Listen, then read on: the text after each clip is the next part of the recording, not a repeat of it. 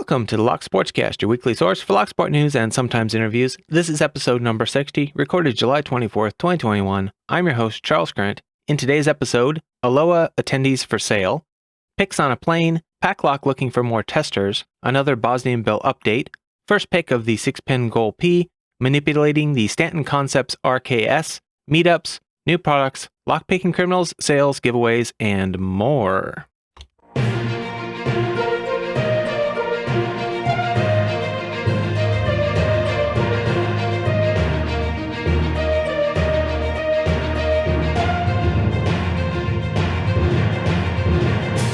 You can subscribe to the audio version of the show on most podcast apps and at the locksportscast.com.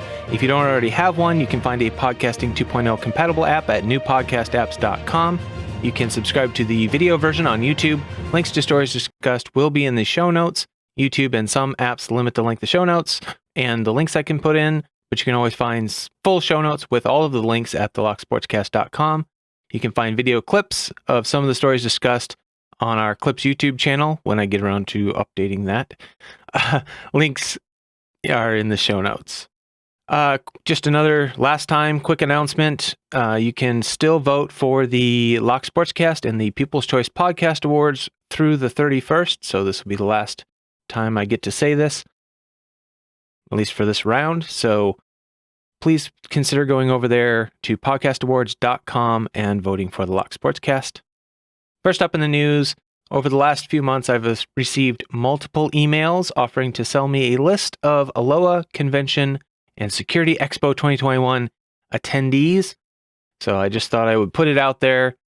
The first one I thought was just a one-off, but it appears that there are multiple people trying to sell this list. Whether the whole thing is a scam or not, I don't know. Whether they actually have a list, but they both seem to claim to have very similar details in the list. They have the company name, the contact name, first, middle, and last, job title, website, contact number, email, city, state, zip, country code, SIC code, fax number. Lots of interesting information there. None of them give a price, and I wouldn't be interested in buying anyway, so I will never know if it's an actual scam, but just something to be aware of when you're signing up for these conferences, that they may be letting your information out. I also thought that I would mention an article on Lifehacker that I ran across called Weird Things You Didn't Know You Could Bring on a Plane. They say the list of things you can bring on a plane is maybe just as strange as what you can't. Many of us had something confiscated by the TSA at one time or another. Obviously, anything seen as a weapon is likely to be pocketed by an agent. The list contains sections entitled Food You Can Bring With You Through Security, How to Bring Liquids on a Plane, Now for the Miscellaneous Items, and the interesting section for us lock sporters is entitled These Sharp Objects Are Allowed in Your Carry-On Luggage. And they say, according to the TSA's website, you're allowed to bring nail clippers, scissors that are less than 4 inches from the pivot point, knitting needles, disposable razors, lock picks, safety pins, and tweezers. They do add the caveat here that if an agent tries to confiscate your approved objects, you can try pointing out that they are listed on the TSA's website as an allowed item. However, keep in mind the TSA also states final decision rests with the TSA officer on whether an item is allowed through a checkpoint, so they might take it away anyway, and there's nothing you can do about it. So I wouldn't recommend trying to take your best set of lock picks on an airplane. And PACLOCK posted a video this week called Pack Prototype, the UCS 444 series, Testers Needed. The description reads, PACLOCK's latest Pack Prototype series features PACLOCK company's newest lock design, the UCS-444. PACLOCK's newest prototype is ready for real-world testing, and PACLOCK is giving away several prototype locks for testing and feedback. Built for Pelican cases and similar storage cases, the UCS-444 is UCS compatible and features stainless steel anti-saw pins. They have a link on there for the tester sign up, where you go to actually sign up to try to be selected as a tester. When I follow that link, it reads, thanks for your interest in PACLOCK's new UCS 444A. This is an important process for PACLOCK. We really appreciate any feedback we can get from potential customers. If we've nailed it and don't need any don't need to make any changes, then great. But if you can help us identify any improvement and fixes, then that's better for everyone. The way this works is for you to first complete this web form, and that will enter you into a pool of people from which PACLOCK will select 5 candidates for us to send prototypes to for real-world testing. Ultimately, we want to find people who can quickly test, provide quality feedback with pictures, and hopefully have a variety of different cases. That's our ideal tester. Anyone that submits this form will receive a 15% off coupon code for your first PACLOCK Amazon order. The cutoff date for signup is 11:59 p.m. Pacific Daylight Time, August 1st, 2021. And Schlage posted a new YouTube video called Schlage with Pure Access Ecosystem Overview. They say, looking for an electronic access control solution for low to medium complexity applications? Want to protect more of your facility for less money? The Pure Access Cloud software is fully hosted access control platform that can be managed at any time from anywhere. Pure Access Cloud now supports Schlage RC reader controllers, Schlage NDE and LE wireless locks, as well as Schlage mobile and 13.56 MHz smart credentials for complete interior and exterior solution. This video highlights popular applications and describes the features and benefits of the solution. So as always, links to those things will be in the show notes if that's something that piques your interest. First up in community news, there's been a lot of talk about Bosnianbill here this last week. The first thing that I saw was a post on the Lockpicking subreddit on Wednesday entitled Where's Bosnianbill? And it said, it has been several weeks since he released a video and it seems his site isn't loading. User CSE-crazy commented, said, I emailed him last week and surprisingly got a reply. This is what he told me. Since his update about his friend getting COVID, he has been taking care of his friend's children, which has kept him more than busy. He's still taking time off. That much we know from the last episode I did. As far as his website, LockLab, unfortunately, the server host randomly decided to close, taking his website and money with it. He doesn't know whether or not he wants to start it up again. He's okay, well, and just taking time for himself and family. He'll be back someday.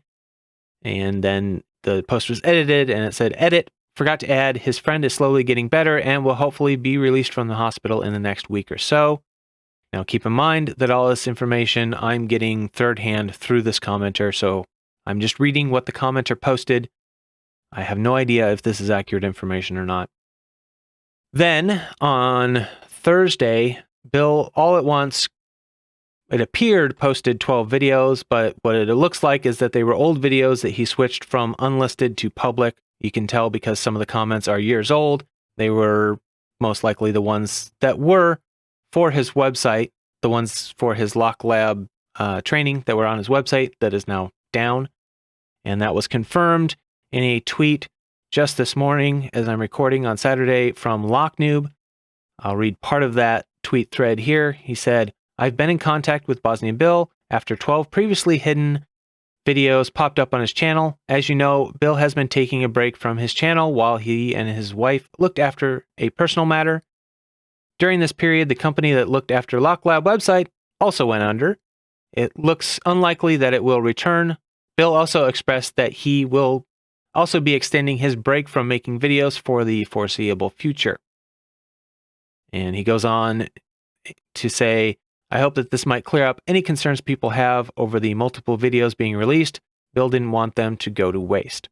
So there you go. That is the latest on the Bosnianbill situation. We hope everything works out for him. Seems like everything has kind of turned against him all at once here. In more upbeat news, we have what appears to be the first public pick of the Goal P6 pin by DuckFacts. The description on the video reads, haven't seen any other videos of this lock being picked. Does that make this a world's first public pick?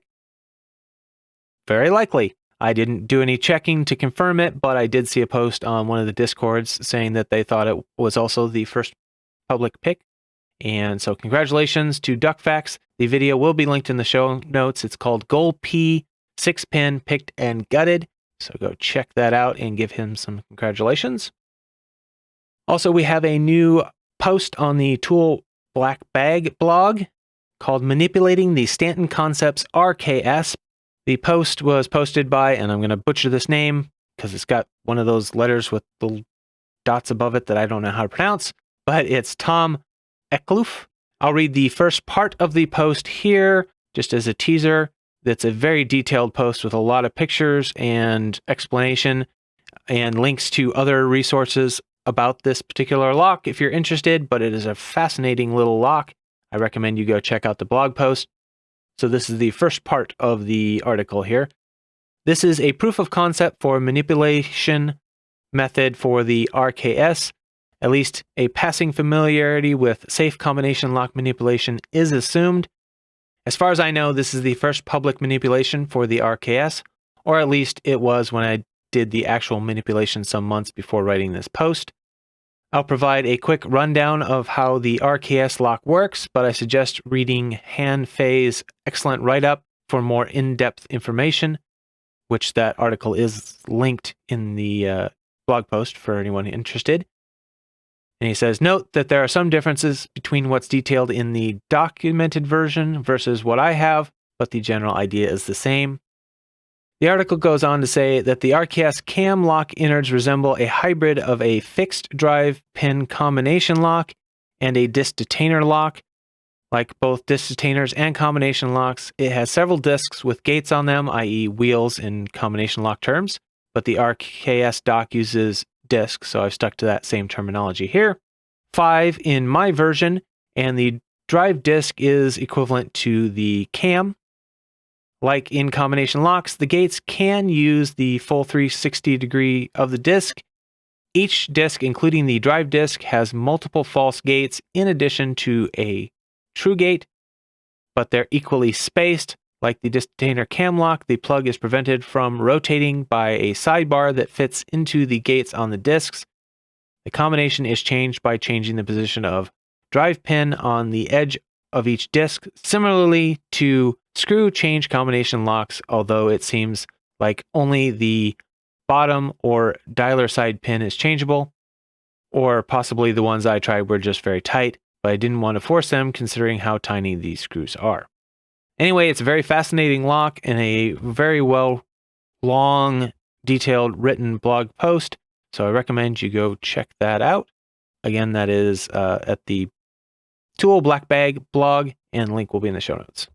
And in the Abstract Security Discord, there was an announcement that said, hey, sorry for bothering you all today. Hope you are having a great day. I just want to share something with you all. One of our projects is finally done.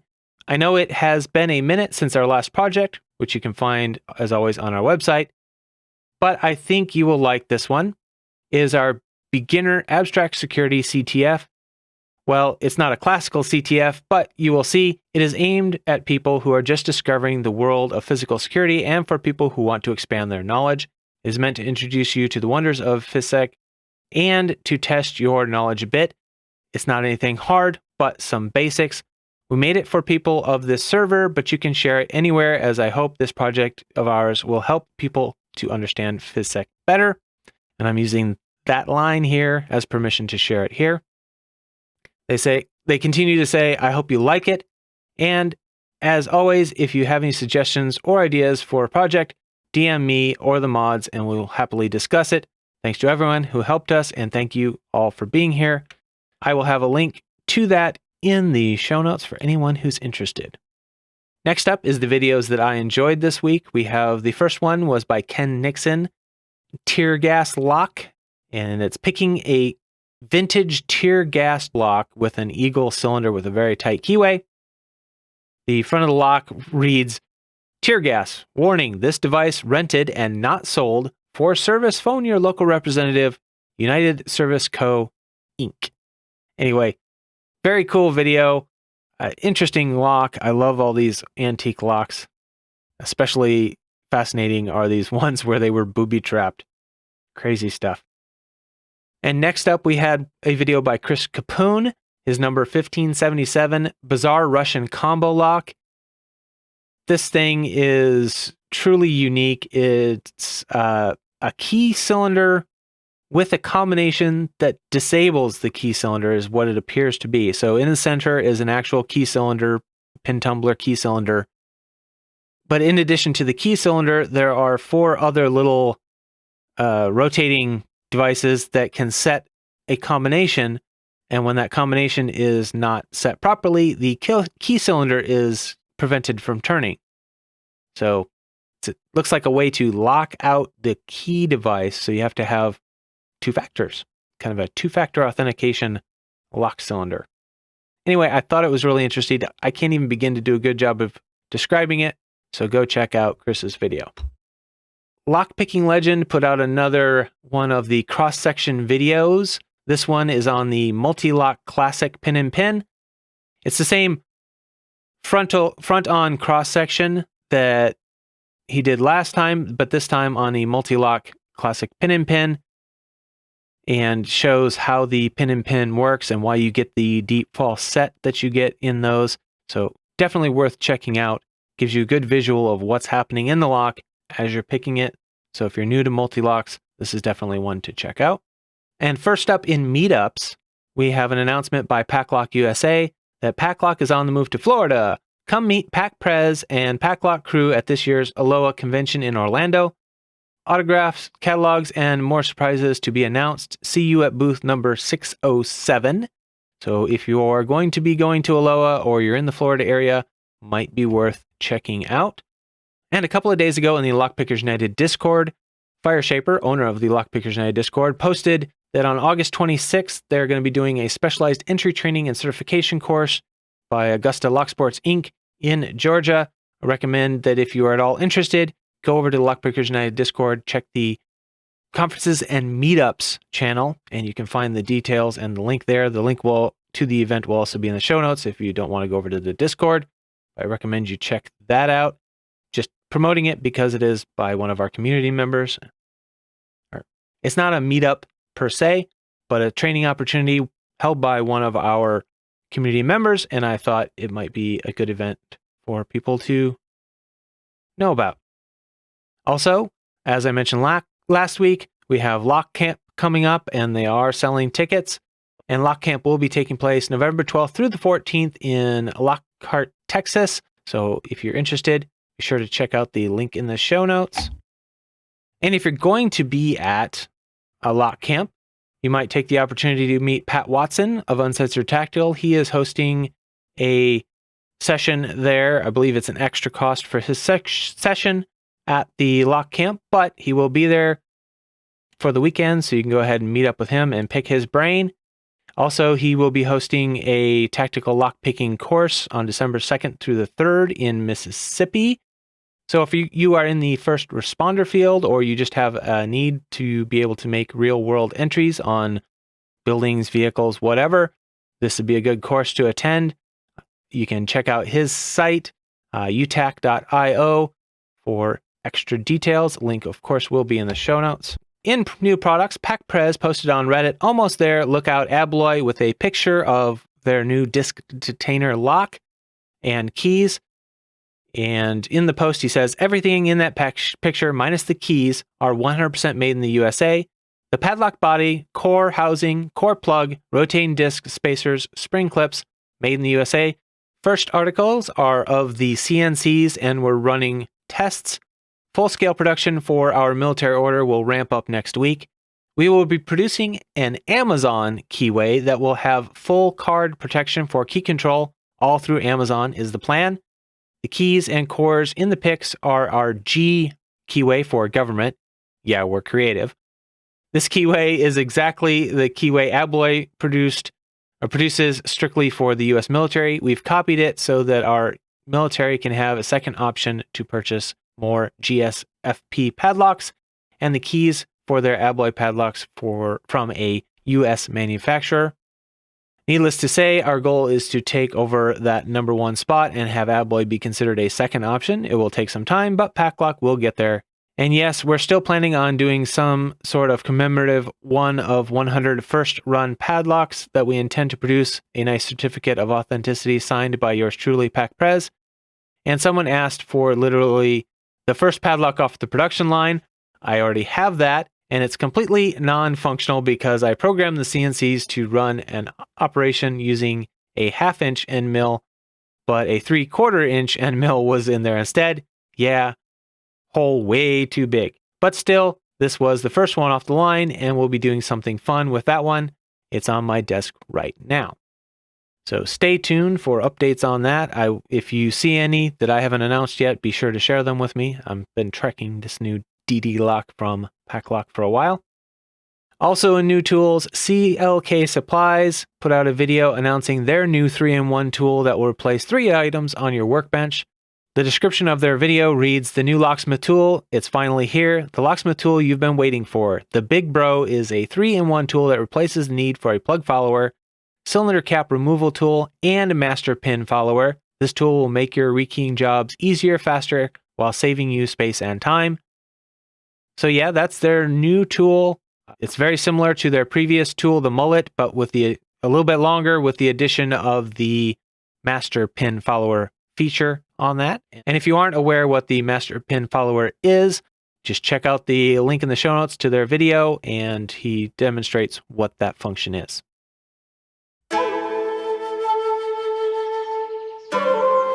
Lockpickers United belts this week. We have 3 new purple belts. We have Hell Angel, Iona West, Staymore 547, all with new purple belts as of when I recorded this.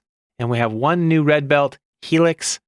Congratulations to all of you on your accomplishments. Very, very well done. No new black belts this week, so we'll move, and no speedlocks.org records posted this week that I saw before recording.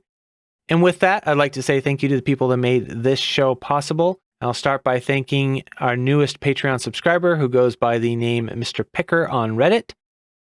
Thank you very much for signing up. And with that, the other Patreon subscribers, we have BillN, Medler, Panda-Frog, Michael Gilchrist, Starrylock, Williams Brain, Dave to be Deciphered, Pat from Uncensored Tactical, PH Picker, 3 Raccoons in a Coat, Chirel, Patty Cakes, Mog, John Locke, Rat Yoke, and the newest Mr. Picker. Chief content producer for this episode, which, if you don't know already, is the person that sent in the most information used in this particular episode, is again going to be to Chirel. And the other content producers who sent in information that I used in this episode, and I thank you all very, very much. We have Good Guy, iFisk, John Gonzalez, kraKen, Mr. Black Magic, Panda-Frog, Pocket Woman, Roon, Starrylock, and Tony Varelli. And just so everybody knows, I'm very generous with these credits. If you send something in and somebody else has already sent it in, I will still give you credit. It's the effort that matters, not being the first. So just remember, the show is only possible because of your information and support. So if you value this podcast, please send in news, links, events, giveaway information, anything you have that's Locksport related that you might think the community would benefit from knowing. Doesn't matter if it's small little bit of information or something big that you think somebody has already sent me, send it anyway. A lot of people think that somebody else is going to do it and then I don't get it. This episode is a prime example. That list of content producers is actually pretty short, and a lot of that is for ongoing content. Most of this I had to search out myself while I was supposed to be doing my work.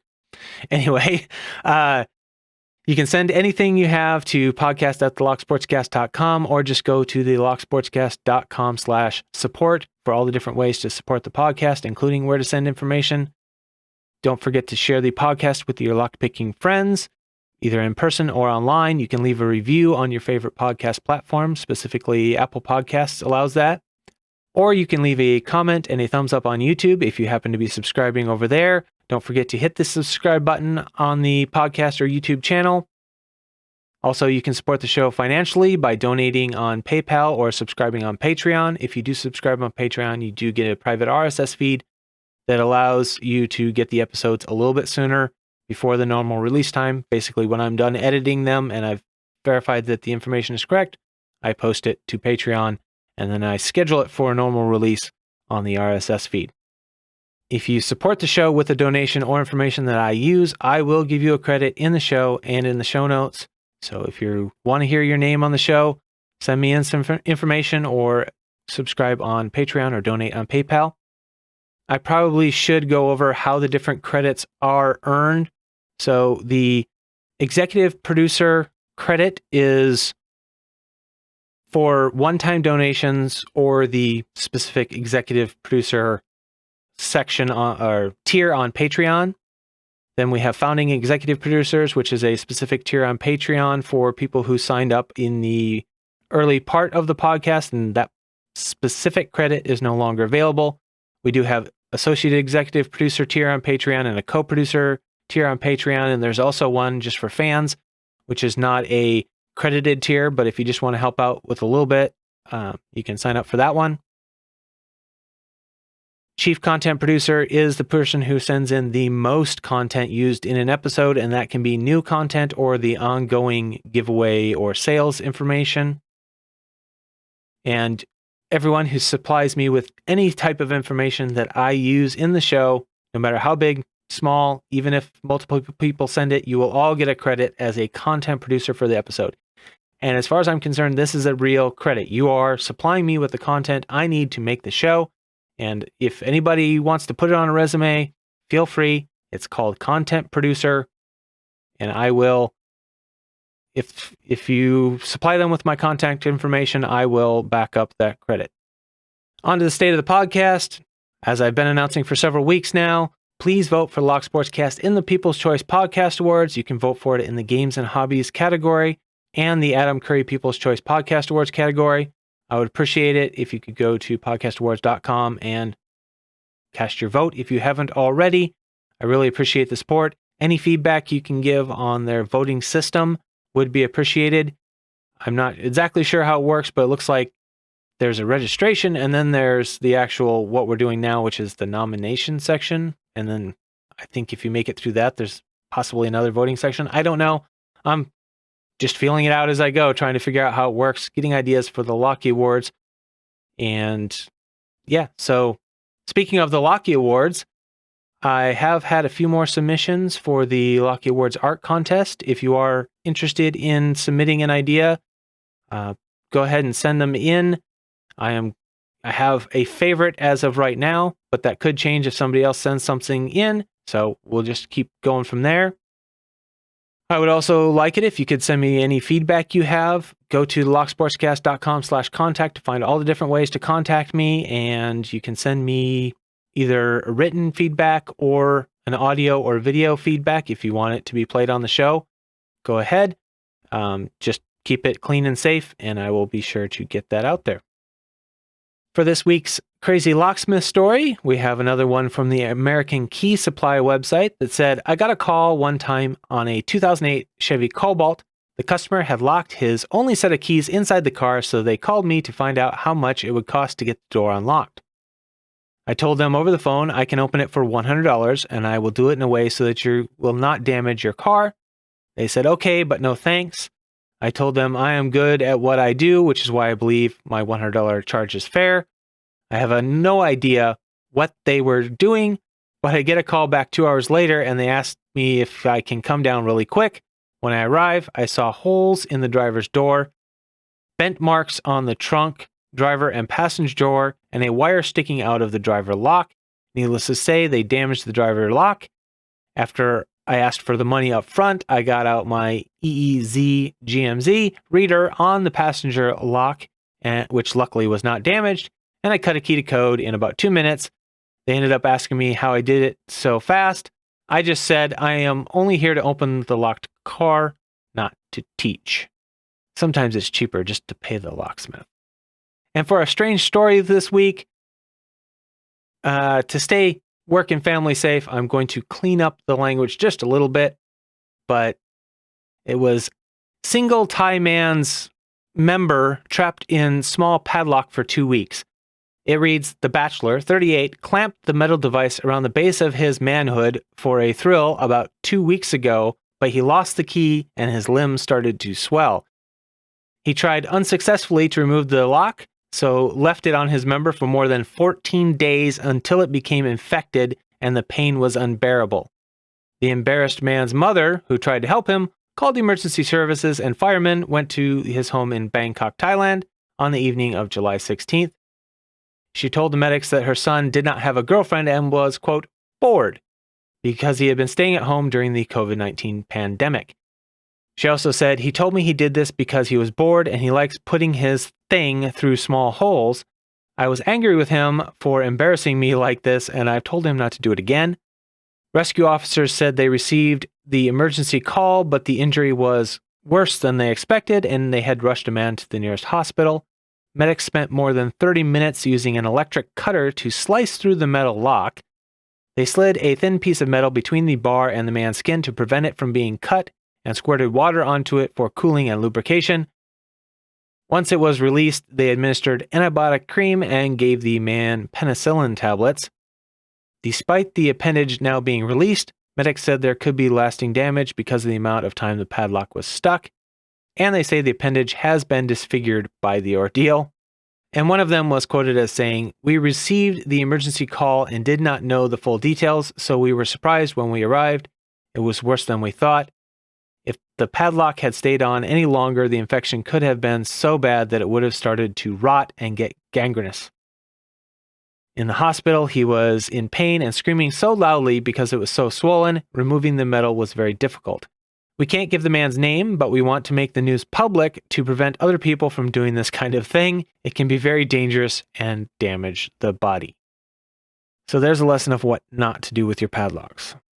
In lockpicking criminal news, this first one is technically there's no mention in the article of lockpicking, but the question is, how did they gain access to the gas pumps involved here? Whether they picked the lock or it was one of those generic key situations, we don't know. But the title of the article is FBI Investigating After High-Tech Credit Card Skimmer is Found at Michigan Gas Station. This was in Gladwin County, Michigan. They say a high-tech credit card skimmer was found at a Gladwin County gas station this week. The Michigan Department of Agriculture Rural Development said on Wednesday. The device cannot be seen from outside the pump. It is located inside, where it can make a copy of the consumer's credit card information, which scammers can use to make fraudulent transactions. The device is operated via Bluetooth, meaning the thief can access the information without removing the device from the pump. The skimmer was found at a convenience store gas station in Gladwin during a routine inspection. Gary McDowell, the MDARD director, said, "Bottom line, this is theft. The criminals are stealing someone's personal information for fraudulent use. These inspections are just another way that MDARD is protecting Michigan consumers at the pump. I'm sure there's a way you're supposed to pronounce that acronym. I don't know what it is." He continued to say, "Kudos to our weight and measure staff for their vigilance in protecting consumers' pocketbooks and personal identification." So it sounds like it was found during inspection by the weights and measures people. They are working with the FBI and local law enforcement to track down the thieves. The department will continue to look for skimmers during every routine pump inspection. Craig Van Buren of the lab division said the station owner had security measures in place to protect their patrons, such as security tape. Unfortunately, the thieves sliced through it, likely with some type of thin razor blade, making it very difficult to see the cut. And they go on to say that if you believe your information may have been compromised, contact your banking institution immediately. And again, we don't know how they physically opened the pump station, whether they had a key, whether it's a generic key or they copied a key, or there was somebody who might have access to a pump key normally, or if they picked the lock. We don't know. The next article is Suspect Wearing Wig Breaks into DC Steakhouse and Steals Money. Chandler Police Department released footage of a July 4th burglary at the DC Steakhouse and say the man in the video has been arrested. Police say the suspect was wearing a face mask and orange shirt while using bolt cutters to break the lock to get into the steakhouse just before 9 a.m. He then left on a skateboard before coming back wearing a different outfit, including a wig underneath a hat. Police say once he came back, he forced himself into the office, stealing a large amount of money. Lori LaPlante, owner of the DC Steakhouse, says he knew where he was going.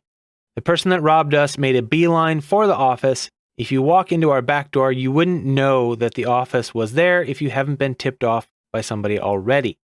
LaPlante says the suspect was in the office for about a minute. Quote, "He went right for the office, was literally in there for 60 seconds and popped open the cabinet and grabbed the bank bags that were in there, then made a beeline for the bar, which we also keep a locked cooler, another bank bag, and he knew exactly where he was going." The suspect reportedly got away with $14,500 in cash and caused $15,000 in property damage. The suspect was arrested on July 15th at his Mesa home, where police say they found a lockpick set, skateboard, and foam wig. The last criminal story here, Galesburg man charged after single vehicle crash while intoxicated. Says just before 11:30 p.m. Saturday, July 17th, Galesburg police responded to reports of an accident with injuries. Officers arrived and observed a sedan that had hit a curb and was resting in tall weeded grass section off the shoulder. Driver was unconscious, slumped over in the driver's seat. According to police reports, he was having difficulty breathing, and officers knew an overdose had occurred. Police administered Narcan, and the suspect's breathing improved, and he regained consciousness after Galesburg Fire Department personnel arrived and administered a second dose of Narcan. Suspect stepped out of the vehicle and was escorted to an ambulance with the assistance of the fire department and police department. They found a small amount of what field tested positive for methamphetamine in his pocket, and cannabis products were found inside the car, as well as latex gloves, plastic baggies, a scale, and a lockpick set. A portion of the field sobriety test was conducted at the hospital, and they showed numerous signs of impairment. He was ultimately charged with driving under the influence of intoxicating compounds, driving on a suspended license, possession of meth, and failure to reduce speeds. So sounds like wasn't charged for the pick set in this particular case, because it wasn't a burglary charge probably. Anyway, interesting story, because the Narcan use and effectiveness and the labored breathing would indicate that the suspect was under the influence of opiates, but there were no opiates specifically found at the scene. They had cannabis products and methamphetamine. So quite the cocktail of drugs going on there. For sales this week, Peterson sent out an email with the new pick set called the GSP Mix Match. Also a 15% off code for order of $50 or more.